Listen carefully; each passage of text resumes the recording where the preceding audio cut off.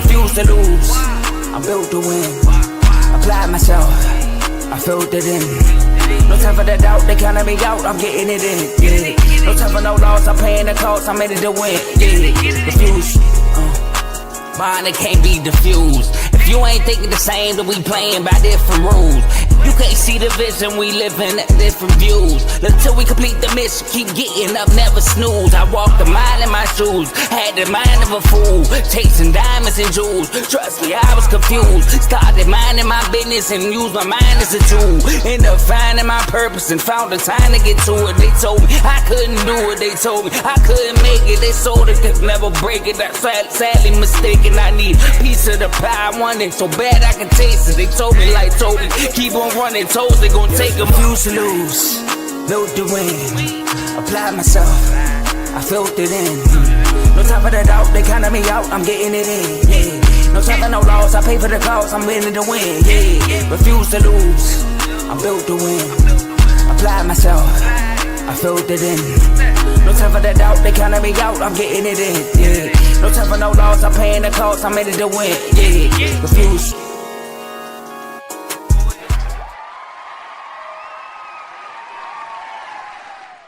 What up, ladies and gentlemen? Welcome to another great episode of FFC. Did y'all enjoy that new intro? Oh, hey, look here, Archwell. We're flying to new heights, people. We're flying to new heights. That intro was fire. Wish I could play it again for y'all. Well, hey, tune in every week. You'll get to see it. We got a wonderful, wonderful cast of great analytical minds on this Archwell show. So, I mean, from the Red Quarter to Baseball with Teddy, Carl Talking College, Unfazed, Dave's Doghouse. Because you know what? Half of you players on NFL, half of you people in fantasy, guess what's going to happen? Y'all going to get sent to Dave's Doghouse. Okay? Yeah, it's going to be a piggyback. Okay? I'm going to love doing that. But we have a wonderful, wonderful selective guys that basically make up the great R2L team. And, man, that intro right there, that explains how we run. That explains everything you need to know about joining, becoming a member, subscribing to every single one of these guys' channels, okay? We are here to give you guys great sports content, okay? We're not ESPN. We're not HBO. We don't have a script. Everything comes from here. Years of watching, years of expertise, and years of talking, running our mouth. Eventually it became, professional. But no, man, like we have fun coming on here every week, giving you guys great content, especially the main panel show, R2L Refuse to Lose show. We get on there and talk about everything sports, no matter what it is, females, males, wrestling, UFC, football, basketball, hockey, soccer. It does not matter. If it's controversial content that needs to be spoken about in the sports world, R2L is the place to be, okay? We got you covered in every single aspect. We get breaking news before breaking news get breaking news. That's how we work. Oh, man. So, with our show today, it's not going to be a very long show. It's not even a lot of information today. It's like a bye week in the off season with tidbit information. It's nothing big this week. We got our rankings to do for wide receivers. Not a lot of noise going on in the NFL. We will talk about Travis Hunter. I do need to speak on that. But it's not a lot. It's not a lot. We got the draft next week. That's when things start to pick up a bit because for FFC, as soon as the draft is over, we got to get into player ranking. Tier groups. That's right. We start our tier group ranking because May is right around the corner. Remember, we got to have all this stuff, tier groups. All that stuff has to be done by summertime because during training camp, with summertime coming, we got coach has got his he got to do what is it the team schedules. When the schedule release come out, I got to tell you what these teams are gonna go. Remember, we got last year, and I keep everything. I keep receipts, okay? Because we still got to go over last year's wins and losses as a whole and see how close I came to a lot of those teams. But so we still got to do that for the 2025 season. And then we have our actual FFC fantasy rankings. You know, Coach gets down with the fantasy rankings, all right? I got to set you guys up for the win, okay? 8-man, 10-man, 12-man, 14, 16. We go up, okay? If you got questions on Dynasty, if you got questions on Keeper Leagues, if you got questions on Superflex, Coach is your guy. You come talk to Coach. So, yeah, just a couple of little things we got coming. We will not be doing parlay with Coach. Can't do it. I've tried to figure out the best ways to get that thing going for you guys, and I can't. Why? Because it's not a one-man show. Can't do it by myself. No. So what this is going to turn into coming here soon, it's going to be parlay with R2L. Yeah, we're going to get the whole game together, okay? Because why? I'm not the only person to sit here and do parlays on this team. No, we have about 10 people, maybe more, that do parlays. So this is a team effort, okay? This isn't a one-man show, okay? So once the team gets everything put together for the new show, stay tuned because we're going to win you guys some money, all right? All right, so let's dive right into it. First off, and I got to do something before Dave give me a fine.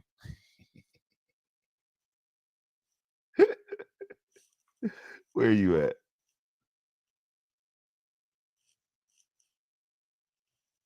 Where are you at? There we go. All right.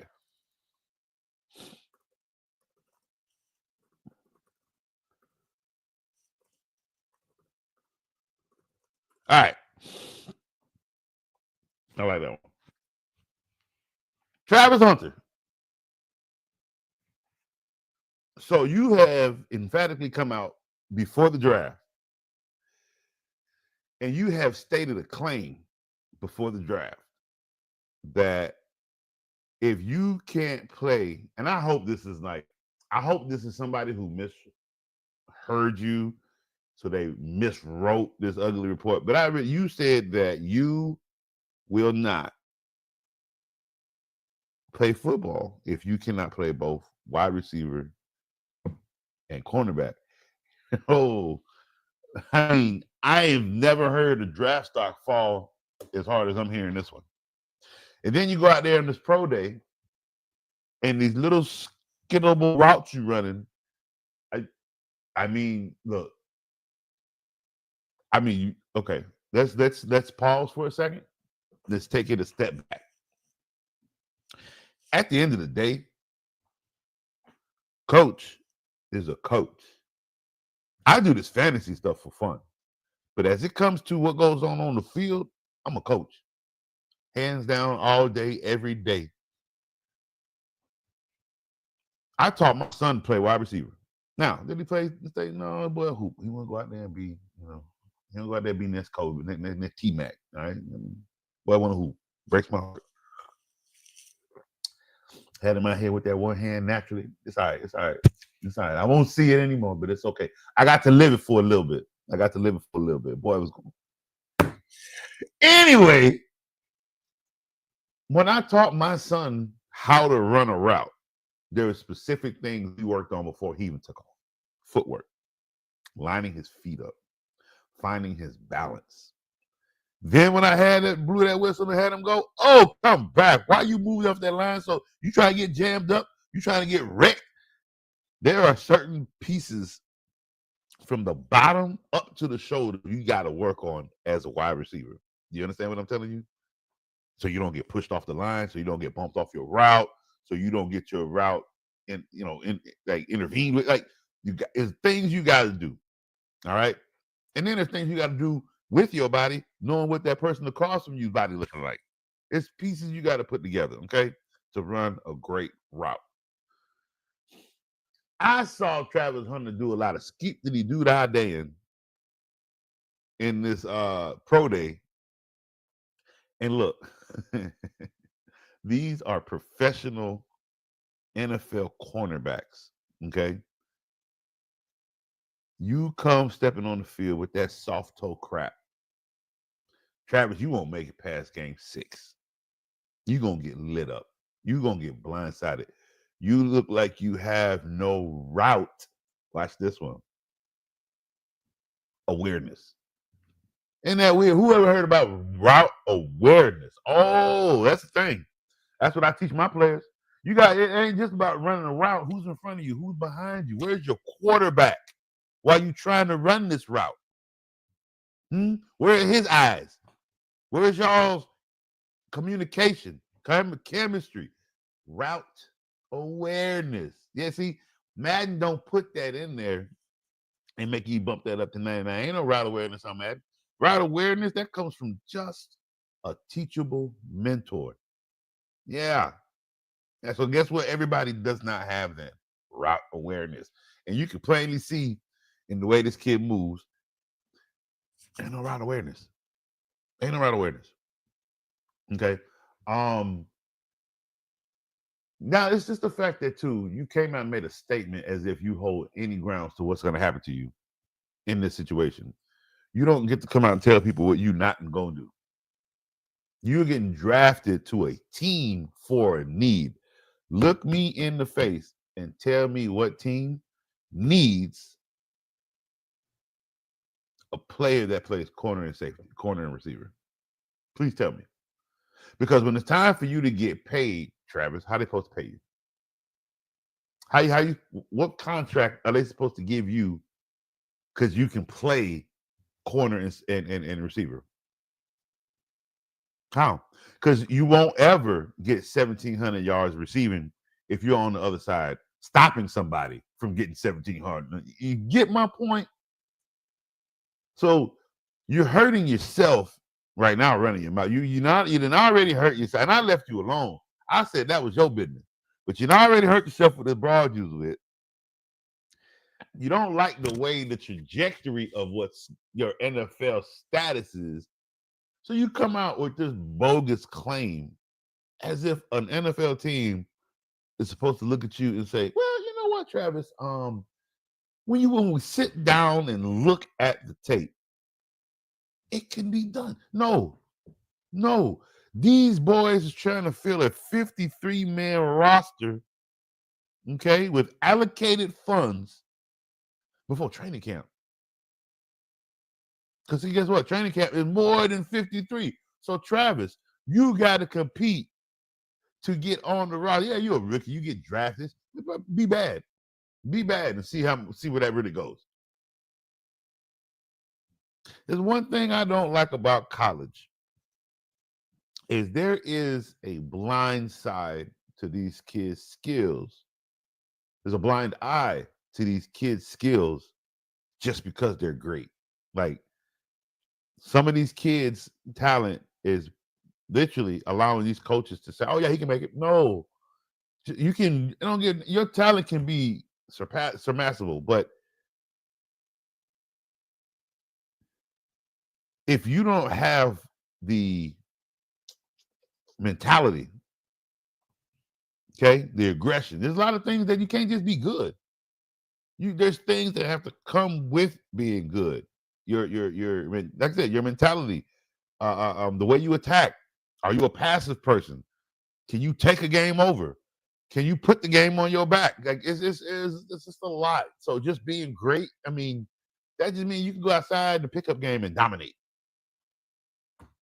That just means you can go out here and flag football and twist your hips to where they can't grab your flag. That's it. That's all how good being really, really, really good really gets you. You got to put other things into that mold to create greatness. You can't just do it without. A lot of things have to be put together. And you coming out, opening your mouth like this is already diminishing you. I'm sorry, it really is. You're going to have teams, don't get me wrong, there might be a sucker like the Giants that actually take you at third. They actually take you at third, right? But you don't get to come out and make a two-way player claim, right? And you were not a two-way player MVP in college. Buddy, your two-way playerness didn't even get you guys to a national championship. And you want me to take you into the NFL team and say you're great enough to be a two-way player? Where did you separate yourself as a two-way player from anybody else? All right. So be careful when you open your mouth. That's all I'm saying. Be careful when you open your mouth. All right. Let us move on to wide receiver rankings. That's right. That's what we're really here for. So, unfortunately, this segment won't be long. Like, when I tell you people, I am absolutely disgusted with the state of the wide receiving core. It's not even funny. Like,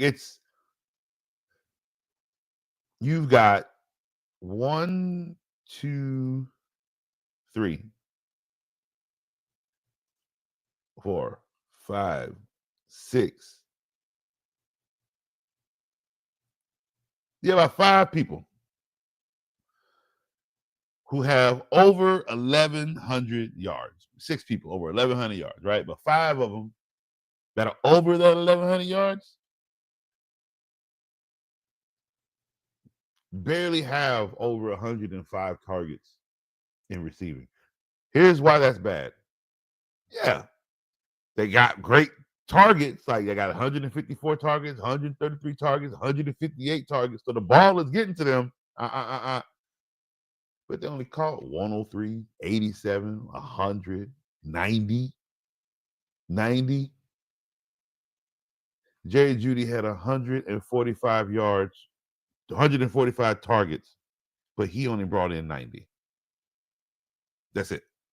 He only brought in 90. I need you guys to understand how bad that is. I need that. Like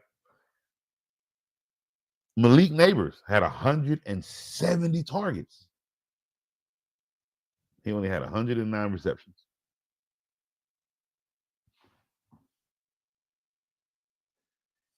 Like I really need people. Here's why it's the issue for me.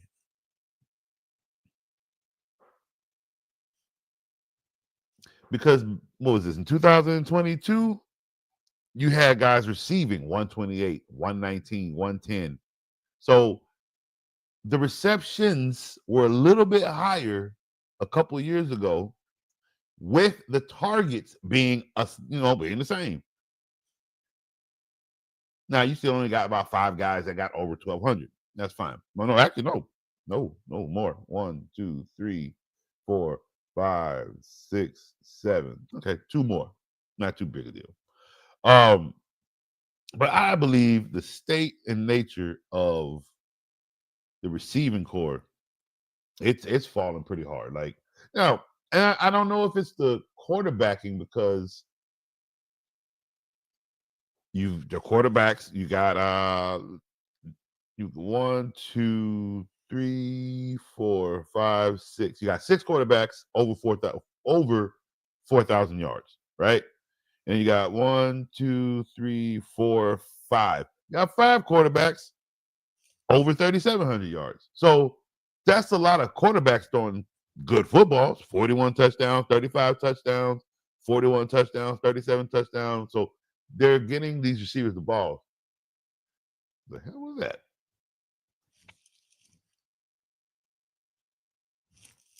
Something in my mouth.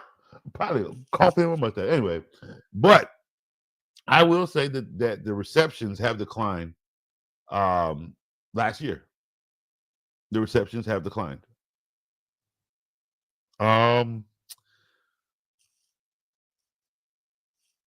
So number 1, obviously, is Jamar Chase with 127 receptions from 175 targets, 1,708 yards, 17 touchdowns. Number 2, we have Justin Jefferson.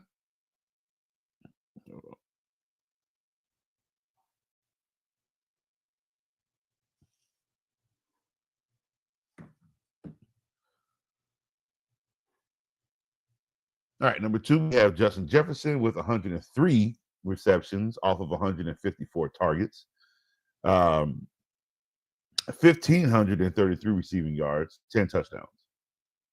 Brian Thomas, mind you, he is number 3 on this list.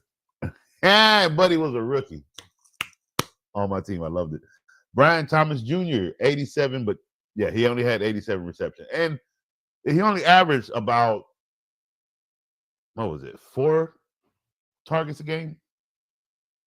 So in this sense, that's not like basically he did everything he could with every target that. Because trust me, I saw it.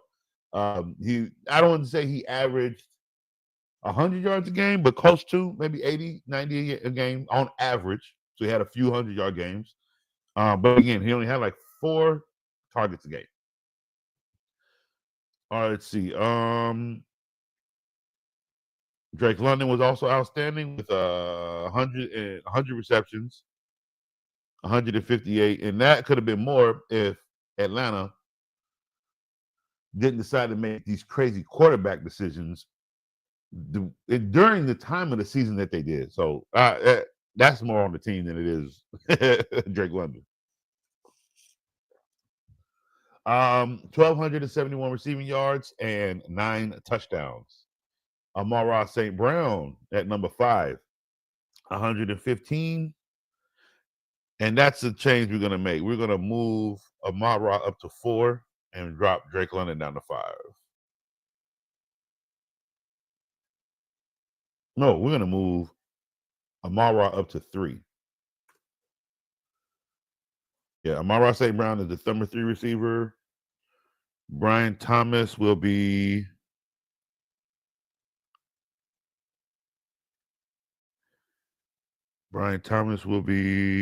number 4. And Drake London will be number 5.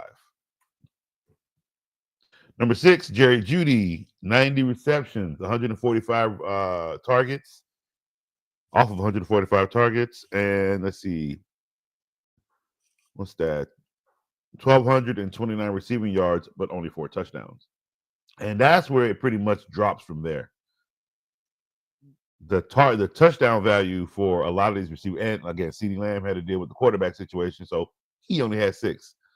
But Malik Neighbors, for a rookie, did really good. 109 receptions off of 170 targets, 1,204, and that's with the quarterback situation that they were dealing with. So that's 1,204 receptions for 7 touchdowns. That's why he only had 7 touchdowns. Granted, that team sucked. But Malik Neighbors did have a stellar year as a rookie. And I'm one who actually did not have him on my radar. So Coach did miss out on Malik Neighbors. But I had Brian Thomas. I didn't miss out too much. CeeDee Lamb, 101 receptions off of 152 targets, 1,194 receiving yards, only 6 touchdowns.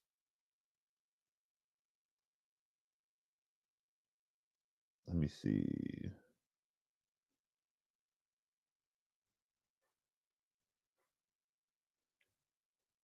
Did I mess up my numbers? At number 9.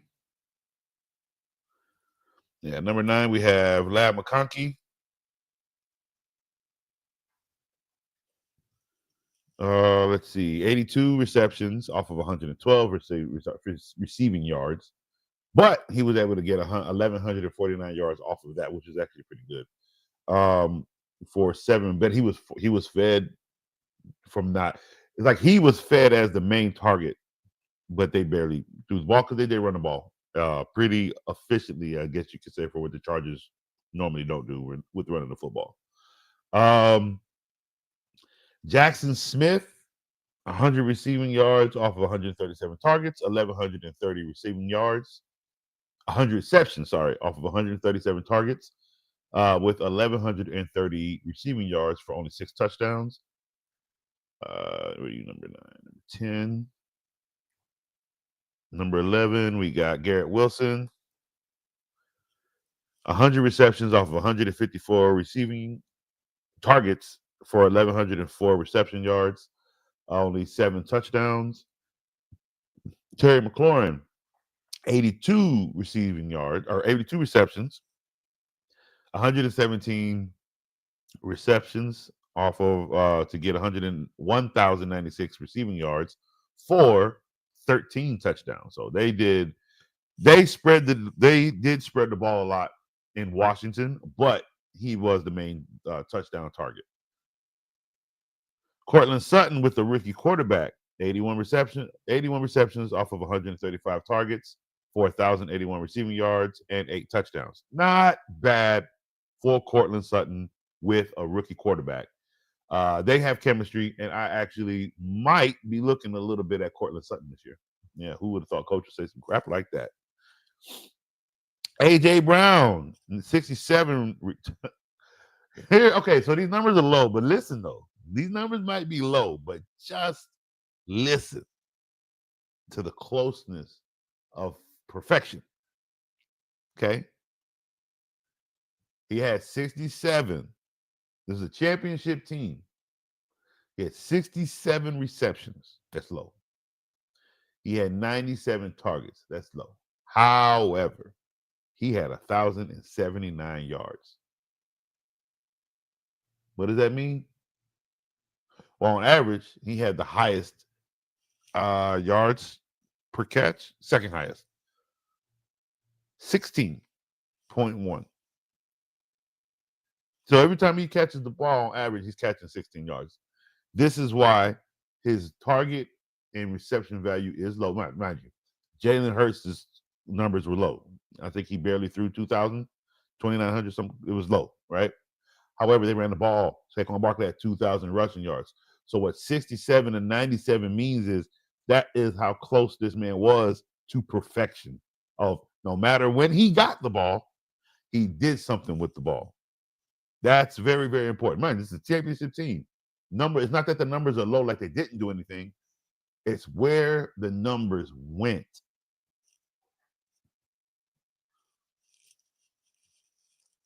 Let's see. Devontae Adams. Let's see. What was that? Number 11. Who was this? Terry McLaurin was 12. Cortland Sutton was 13. A.J. Brown, 14. Devontae Adams at number 15 with 85 receptions, 141 targets. So he was fed. But he was fed. 1,063 yards on 8 touchdowns.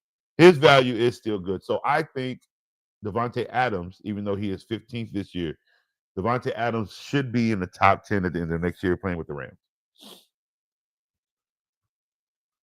Number 16, Zay Flowers. I'm very disappointed in this kid.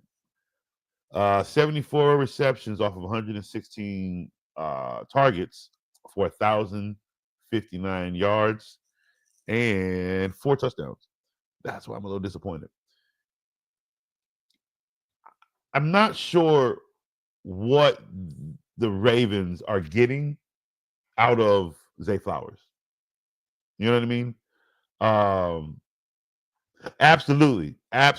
He absolutely did. He made the most of that's the point. And it was one other receiver that had the same similar look. Like, I think it was Lab McConkey.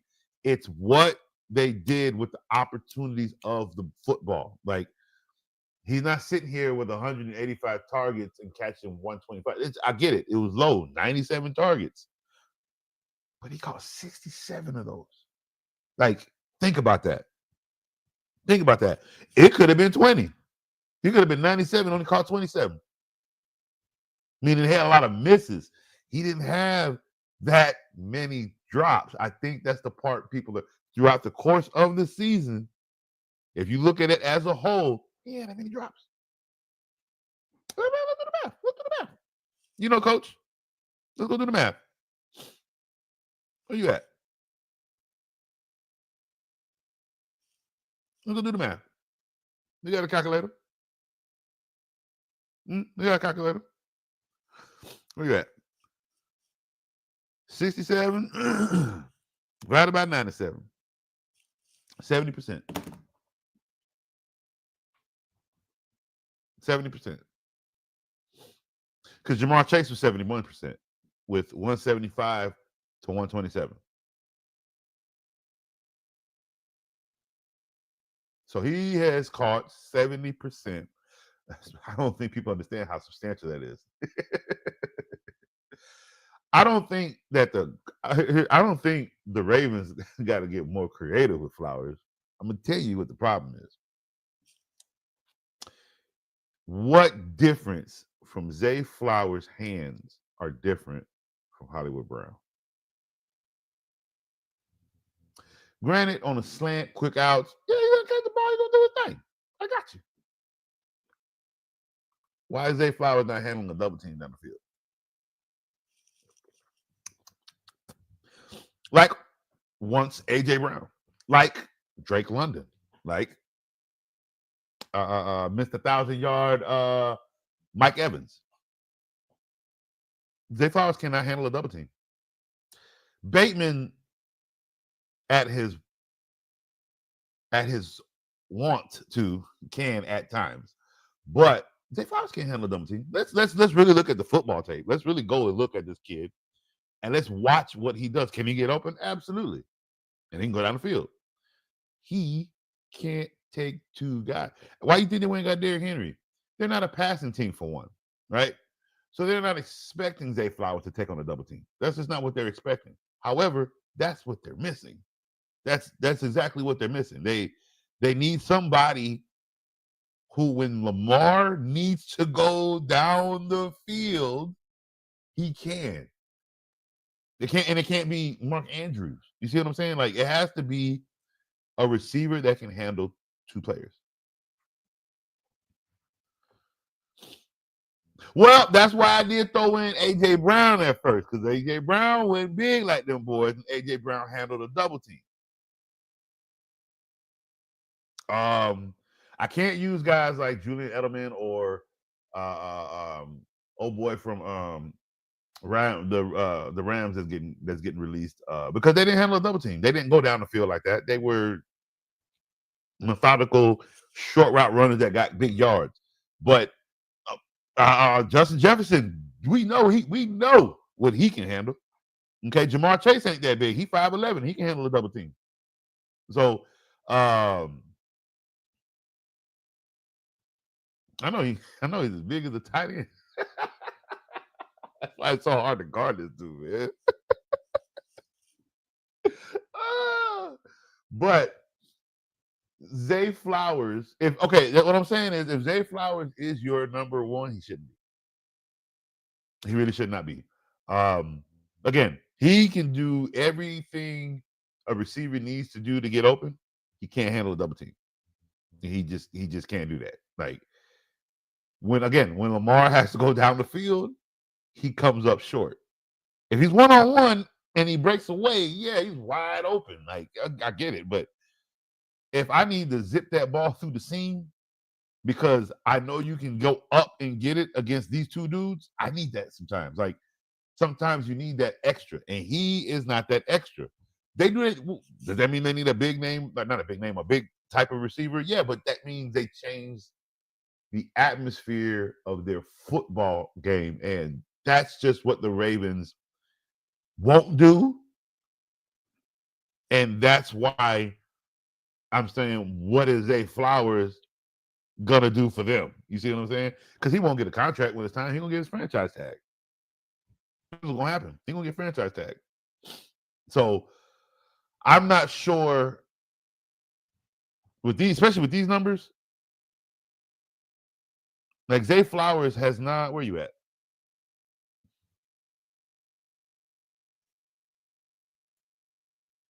There you go. Zay, where you at, Zay? I don't think Zay Flowers has had over 1,000 yards in any of his seasons that he has been here. Like he is at 8,000.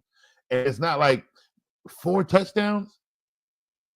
4 touchdowns. So that means you cannot get open in the end zone. Boy, that's so important. That is, where else are they supposed to get points from? You're the receiver. Like, so you can get open all across the field. But when I need you to take on a double team, you can't. And when I need you in the end zone, I can't find you. That's bad.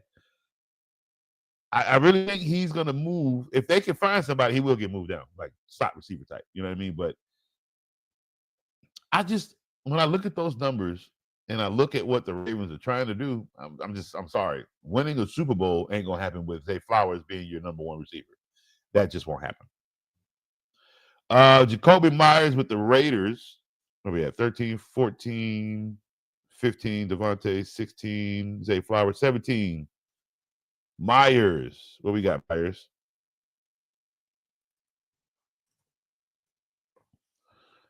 We got 87 receptions off of 129 targets for only 1,027 yards and 4 touchdowns. Horrible quarterbacking. Can't really put much on him. I'm actually a little bit impressed that he was able to get 1,000 yards with the bad quarterbacking that they have over there. Calvin Ridley, the one you all kept telling me, Calvin really good, coach. Y'all be sleeping on Ridley. Yeah? Yeah? Me. Calvin Ridley sucks. Don't any of you ever come on a comment, come in a chat, come in my face and speak anything other than trash talk about Calvin Ridley. Okay? 58. 50. No, you lucky. That's the wrong one. Hey, where you at? 64 receptions. You the number one receiver for the Tennessee Titans. 64. You were throwing it 120 times. You only caught 64. You finally played 17 games, and that is the production that you were able to give us. For only 17 yards over 1,000. But looky here. 4 touchdowns.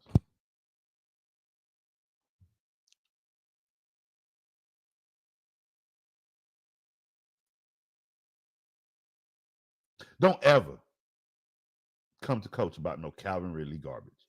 Ever. Ever. This dude's trash. Trash. He went to a team, became the number one receiver, and gave you trash. I kept telling y'all every year, don't put Calvin Ridley on your team. Don't touch Calvin Ridley. Oh, half of y'all, what happened? What happened? What happened? How many games did he disappear? He only had 1,017 yards out of 17 games that he played. I ain't saying Will Levis was great, but you was out there doing something, but you just couldn't do it all, huh? Yeah. Don't tell me nothing about no Calvin Ridley ever again. All right? Please. All right, Nico Collins.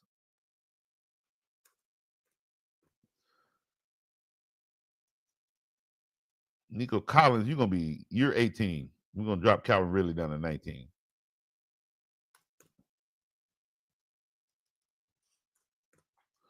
All right, Nico Collins, 68 for 99, 68 receptions off 99 targets, 1,006 yards for 7 touchdowns.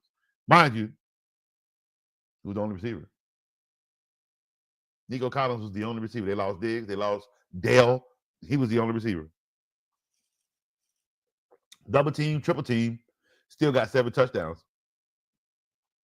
Anyway, Mike Evans at number 20.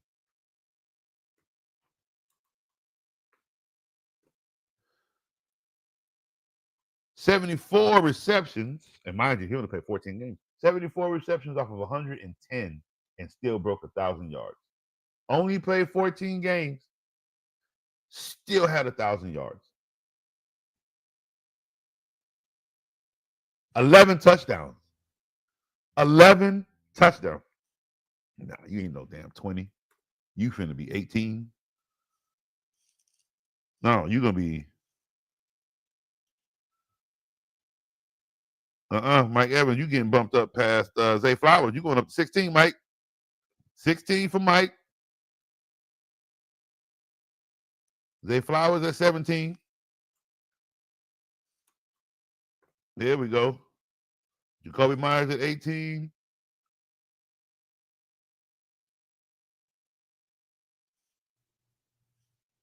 Uh-oh. We got Jameson Williams. Yeah, we're not done. We're not done. We got some moves to make real quick.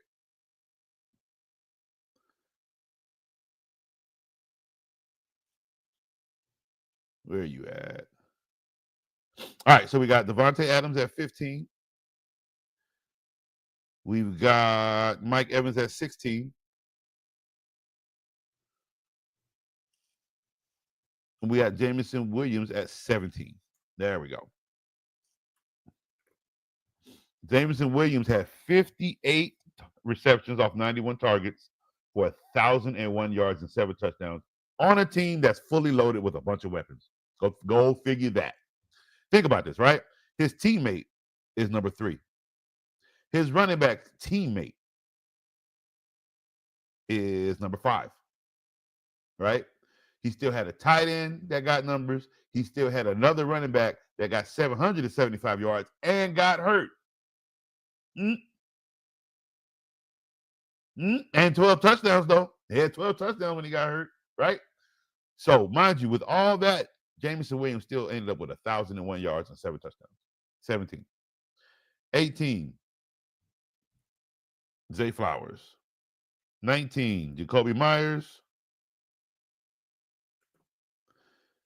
20, Nico Collins. There's no way in hell you people thought I was going to have Calvin Ridley. I'm not even giving this fool a number. Ain't no way in hell you thought he was going to be in the top 20. No, there's no way. Now, let us review. Number 1, Jamar Chase. Number 2, Justin Jefferson. Number 3, Amon-Ra St. Brown. Number 4, Brian Thomas Jr. Number 5, Drake London. Number 6, Jerry Jeudy. Number 7, Malik Neighbors. Number 8, CeeDee Lamb. Number 9, Lad McConkey. Number 10, Jackson Smith-Njigba. Number 11, Garrett Wilson. Number 12, Terry McLaurin. Number 13, Cortland Sutton. Number 14, A.J. Brown. Number 15, Devontae Adams. Number 16, Mike Evans. Number 17, Jameson Williams.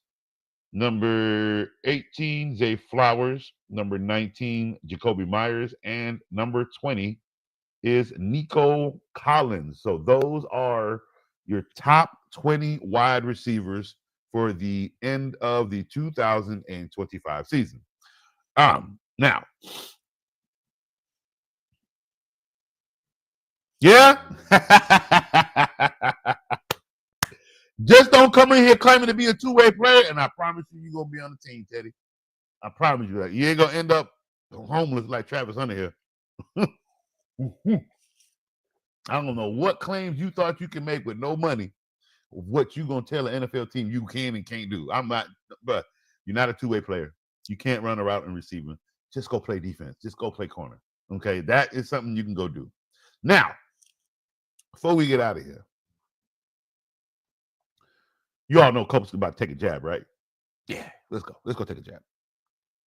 Because we have a new segment coming here soon to FFC. Not yet. Not wait for the season to start. We are bringing back Coach's Couch the right way this time. We will make sure that happens. We are also bringing back Coach's Count.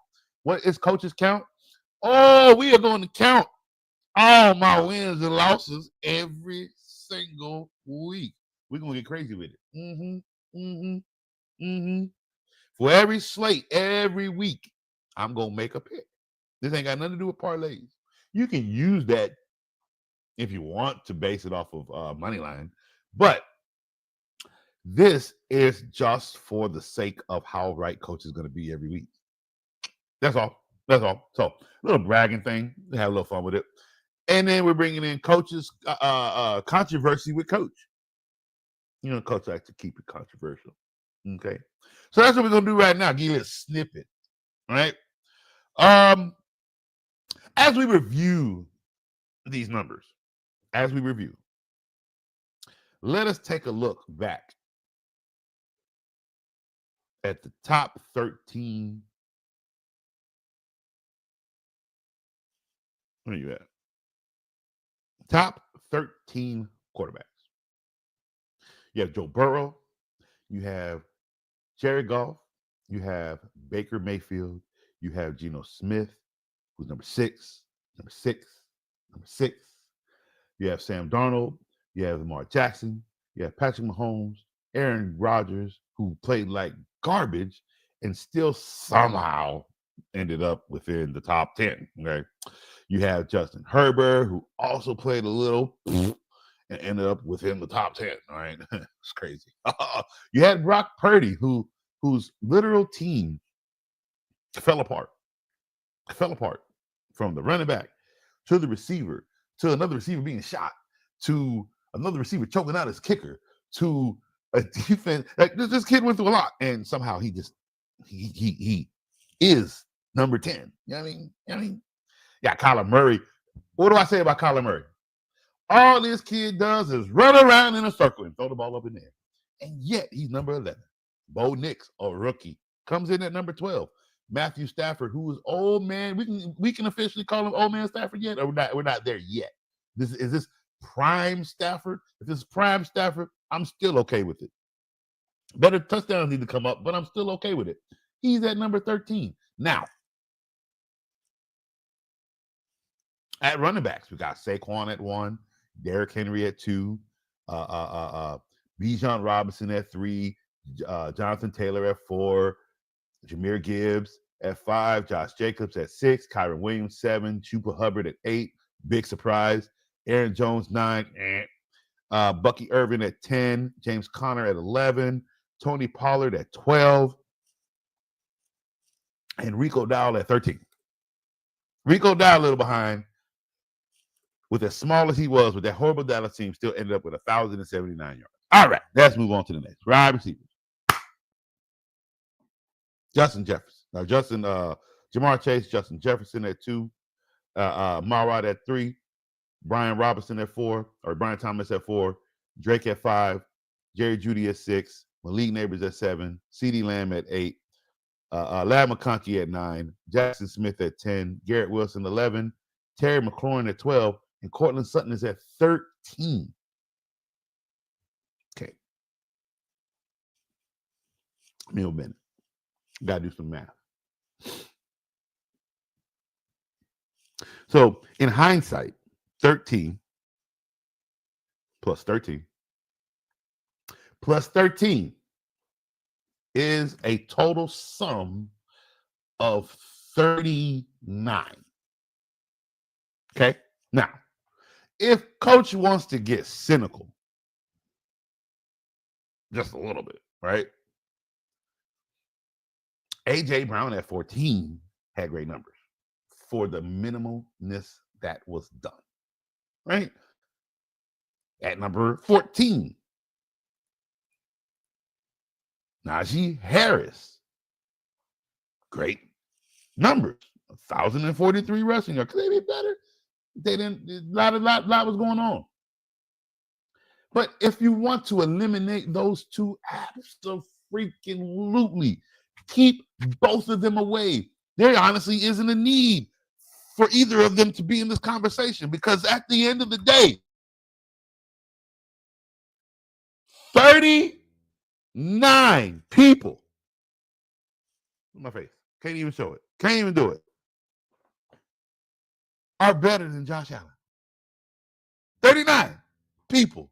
I stopped at 13. Josh Allen came in at 14 in his category. I stopped at 13 on every category. There are 39 people ranked better in their prospective position than Josh Allen. But let the rains of heaven fall on this trash man and let's give him the MVP.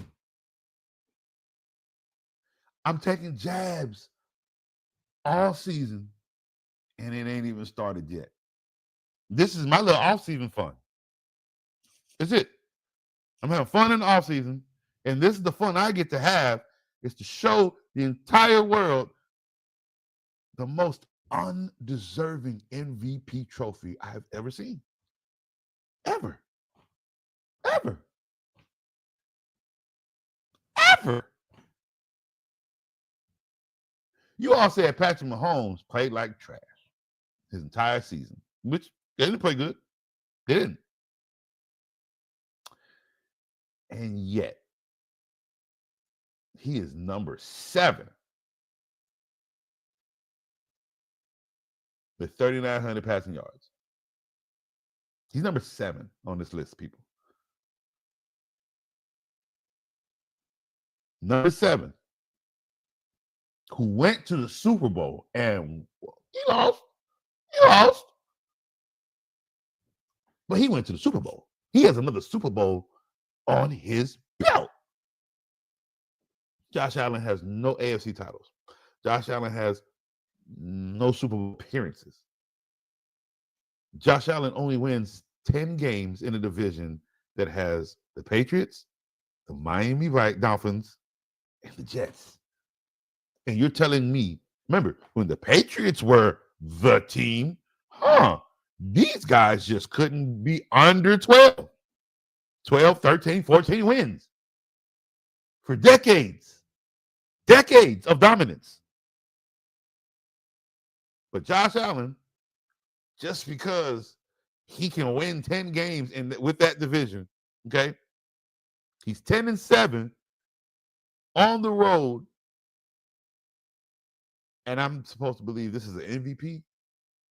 What is so substantial that he has done that's better than Geno Smith? Tell me, please tell me, please tell me. Because Geno Smith's sitting at number 6. Okay. Geno Smith is sitting at number 6. Dak Prescott for at least 7 years has been top 10. Don't get mad at me. I'm just reading the numbers. So what makes him less than Josh Allen? Playoffs? He's been in the playoffs. Dak been in the playoffs. Remember, Dak and them get in with 11. They only need 9-11 wins in that division. That's a tough division. That division is tougher than the AFC East. I promise you that. You know what else division is tougher than the AFC East? The NFC West. Seahawks, Rams, 49ers, Cardinals. But y'all want me to believe a man that sits in a division with the Jets that ain't got nothing going on, Miami Dolphins that can't win, not win. You Tua is supposed to be a champion? No, come on, let's be real. Come on, stop it. We're going to stop. I've been screaming at that for y'all for years. Now this man worth $53 million and can't stay healthy, but y'all think Tua is supposed to do something. Okay, good luck. But now you got a rookie in Drake May. And again, the only thing you can muster was 10 wins and 29 touchdowns. Josh Allen. Oh, again.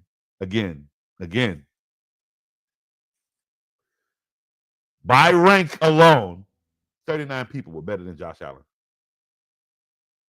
If you go 1 through 13 in each category, they're ranked higher.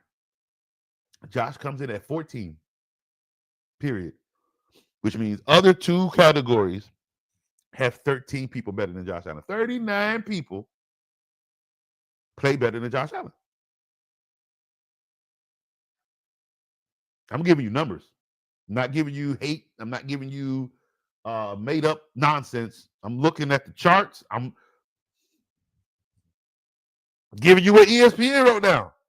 The only thing I changed was a couple of people. I can't take the name away. I can't call Josh Allen John Travolta. No.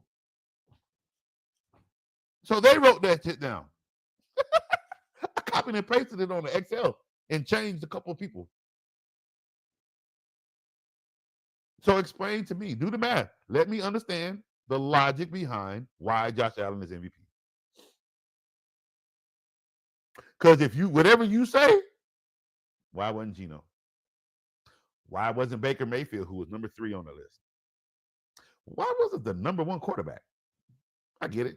They weren't winning. You can't give a losing team MVP. That's fine. That's fine. Minnesota made it to the playoffs. What was wrong with giving it to Sam Darnold? Did he even get most improved player or comeback player of the year? Did he get that? He should have. Nobody else had a comeback season like Sam Darnold. Or like Sam Darnold. Nobody did. So if he got that because of what he did, who got offensive player of the year? I mean, it obviously had to be Saquon, right? Because of what he did, right? So, coach of the year, who got that, right? Because of what he did.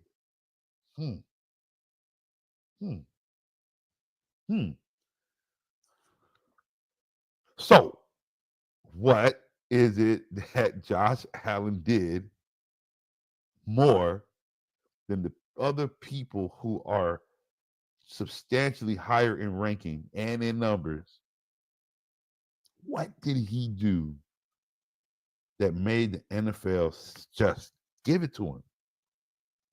I'm confused. I'm confused.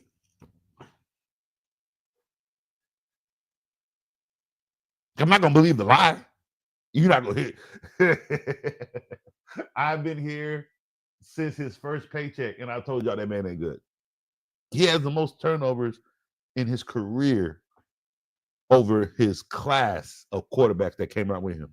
And that'll never change because nobody turns the ball over like Josh.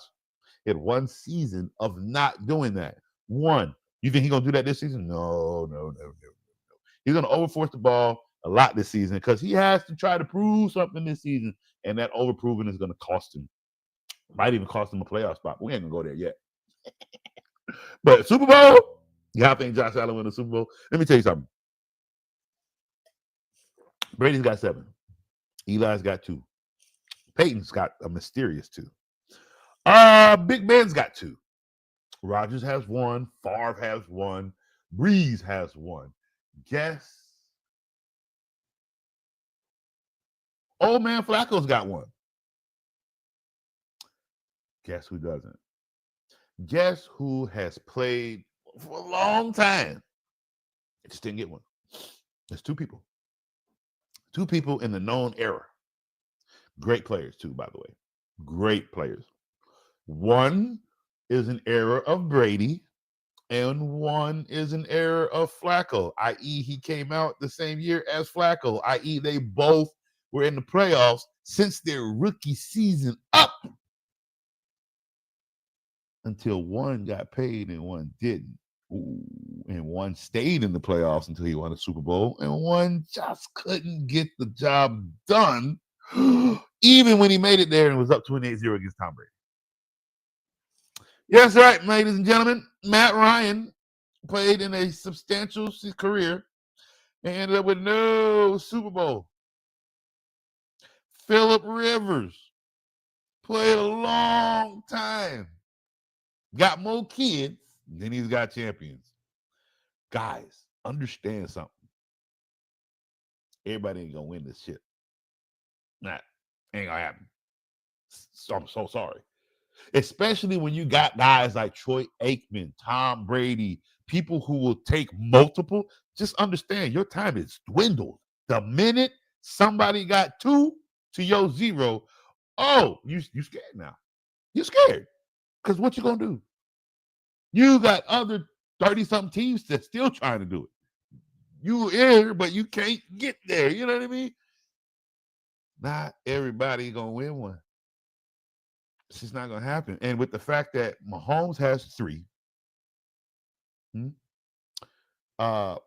Stafford is from an older era and stole one. Howie put together a team in 2 years and took one.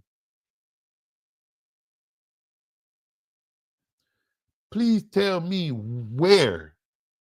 Because you can't keep saying this year. We've been saying that too long about Josh Allen. So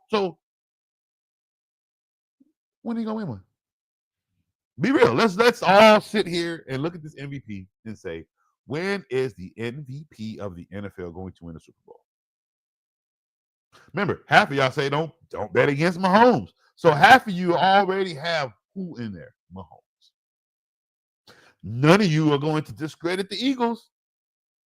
You're not going to sit here and say the Super Bowl champs just aren't going to make it back to the playoffs. No, right? So there's the fear of them doing it again, especially if they come out looking like another, I don't know, like they always do every year, 12, 13 win team. Home field advantage. Just,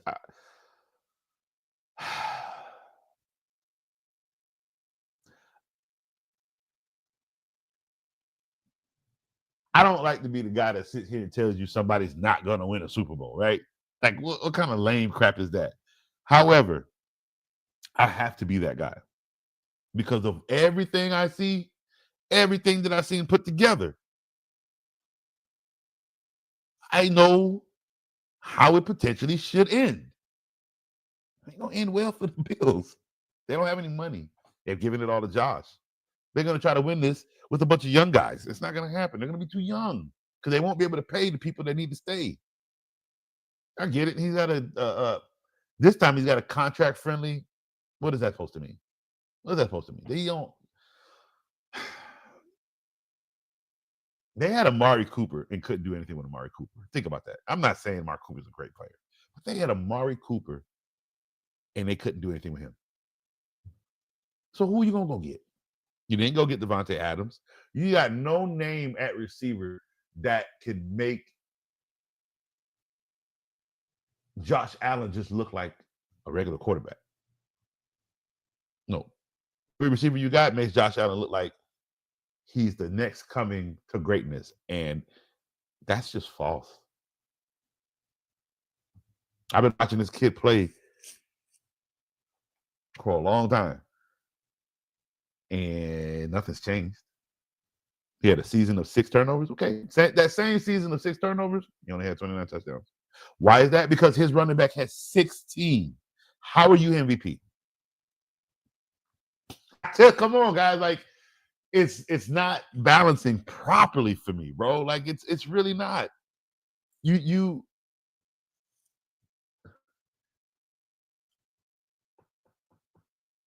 it's the fact that dude's not even in the top 10, and he has numbers that basically call for an MVP. And I don't know. Like I said, I'm not trying to make this a race thing. I'm not even trying to make this because he's not the face of the franchise. I don't know what the NFL looked at when they sat down and said number 14 is better than number 5. Number 14 is better than number 7. Number 14 is better than number 1. I don't understand what they use. Maybe they have an AI.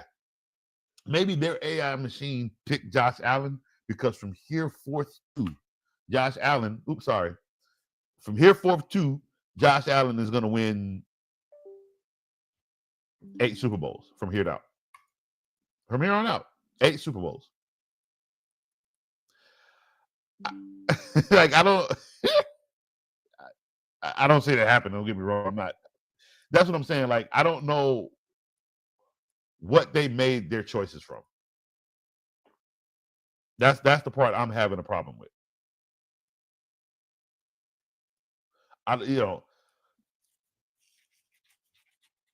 But that's okay. That's okay, because that's why you guys watch me, so that I can set your minds right. So when you listen to Coach, you understand Josh Allen is good for one thing and one thing only. Fantasy. That's it. Fantasy. I never said anything bad about him in fantasy. His numbers are great for fantasy. For fantasy. And honestly, he didn't even give me Josh Allen fantasy numbers this year. He was actually below average. Go figure. He was just the best at his position amongst all the other quarterbacks. But his numbers were substantially lower than they were in previous years. And he's MVP. Whew. It's going to be a long season. It'll be a long season, I promise you, because I ain't letting up. Hey, no way in hell. I got a long season to go of bashing this dude. He can't make a mistake around me. Don't have a 4 interception game, but do you like Jared Goff? I'm fair across the board. If I don't feel you're deserving, I'm gonna say it. I don't care, because that's the information that my people need to hear. Remember, this is a fantasy show. If I don't feel you're deserving in the NFL, what you think you finna do for us in fantasy? Now, come on, guys. No. All right, guys. So I had a great show with you. Little bit of information. Like I said, nothing too crazy. So stay tuned for Parlay with R2L. That will be coming here really, really soon. The gang is getting together to get everything put together so we can get that going for you guys. Baseball season's here, so it's hockey season's about to begin. We got NBA playoffs. So Parlay with R2L will be kicking up here pretty soon. I will hopefully say within the next few weeks we'll get that going for you guys. Stay tuned for our FFC next week. I will do an episode for the draft, specifically for the draft. It's all I'm just basically going through the first round and who I think a team should pick or who I think they will pick.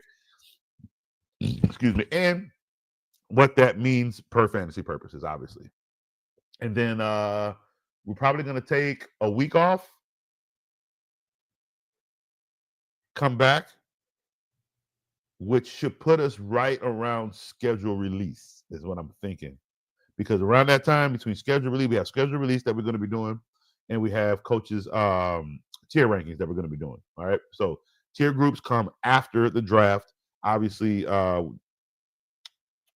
schedule releases after the draft as well, because I think schedule release is always in May. So we have a few things that we got to get ready for. And then right after that, it's training camp and it's FFC rankings, FFC fantasy rankings, baby. Trying to have that, guys, by June, July to start going, because it's going to be long. It's got, and the reason why it's long, it's a lot of back and forth. 1 week, I'm going to have players here. That next week, we got to remove all of that and put other. It's a lot. So it basically will take us all the way to week 1, getting ready for the draft. All right. So stay tuned for everything FFC has coming. Stay tuned for what else we got? Stay tuned for the draft. Obviously, it's gonna be a good one. It's a defensive tackle heavy draft. We haven't seen one of those in a while. We could have a running back go in the first round, which is always a good one when it's, I don't think I've seen a first round running back fall. Like, it's rough because if you're 80% of the offense, like for instance, Najee Harris, him being their first round running back for the Atlanta Falcons was a great pick. For fantasy, what I tell you guys, stay away. They didn't have anything. He was 80% of their offense. What did that mean? It ain't gonna look good for a while. If they win 7 games, it's literally out of 17, it's because of Bijan. You see what I'm saying? But those numbers aren't good enough for you to have him as your running back in fantasy unless you were able to get him in the 3rd or 4th or 5th round, which wasn't going to happen because as a rookie, they had him ranked too high. And you have to because of what he will do on the team. Now, I just said stay away because even though he's going to do it, he ain't doing it for 18 games, 17 games. He did it for 7. They went 7 and 11. You see what I'm saying? 7 and 10. So what did I say? The next year, draft Bijan Robinson. And what happened if you drafted Bijan Robinson in his 2nd year? Oh, well, he only got you 1,456 rushing yards off 14 touchdowns. Yes. You see what I'm saying? And I told you guys to take that at number 1. You see what I'm saying? I said Bijan should go number 1. So I set you guys up. And it all starts from all this work in the most boring time of the season. Because where it's boring for you guys, it's fun for me because it's all informational. Everything that I want to say, can say, should say, I get to say it to you guys. Again, Josh Allen sucks. I can say that on my show. And if you don't believe me, well, guess what? Reach out to Coach. Come sit screen to screen. Make it look like this. Yeah, come sit screen to screen with Coach. Come on. Come tell me. Yeah, we opening that up this year. Come talk to Coach. Yeah. I haven't decided how we're going to do that segment. You can come on live and ask me, 3, 4, 5 questions. We'll iron out how we're going to do that. But come talk to Coach. That's a new segment coming as well. That's right. FFC is about to just take off in ways we haven't seen, and I need more live reaction from you guys. So that's why I need to bring you guys on, have you guys come talk with Coach live rather than me reading these comments. Don't get me wrong. I love reading the comments and answering your comments live. But come talk to Coach. Come tell me how you really feel. Let's have a little conversation. Let's hear you tell me about a player so next week I can put him on Coach's couch. Yeah, guys. It's going to be a great one. It's going to be a great one. If you all also enjoyed the R2L Theater I did for the Refuse to Lose Fantasy League, little change. We're going to keep R2L Theater, but it is a members-only live stream. So that's only going to be for select people, obviously. It won't be open to everyone. However, if you enjoy it, you can watch it, and you can become a part of the members only R2L league. Basically, you'll be able to become. We have a 14-team league, so if we get more people, we'll basically create more R2L leagues, obviously, where you guys can get more of what's the word I'm looking for? Members only readings from Coach in an accent that I'm working on. So stay tuned. Like I said, we got a lot of stuff coming for FFC. I'm basically trying to stay on everybody's TV. So I had a great show. Stay tuned for next week. Next Wednesday, we'll be back again to talk the draft right before the draft. All right. Appreciate you guys. Love you. Coach is out.